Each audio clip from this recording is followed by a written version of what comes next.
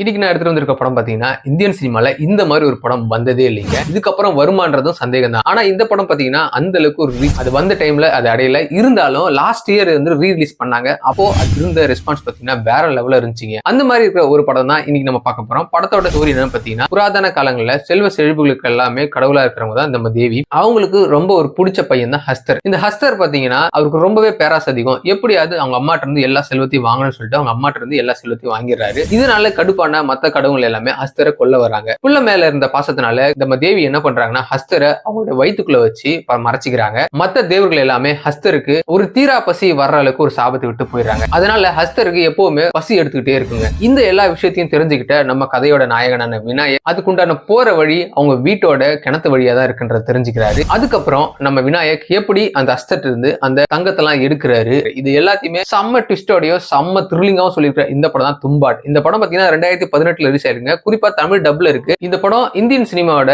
ஒரு உச்சனே சொல்லலாம். அந்த அளவுக்கு ஒரு தரமான ஒரு நல்ல படம் பார்க்கணும் அப்படின்னா இந்த தும்பாட் படத்தை ட்ரை பண்ணி பாருங்க.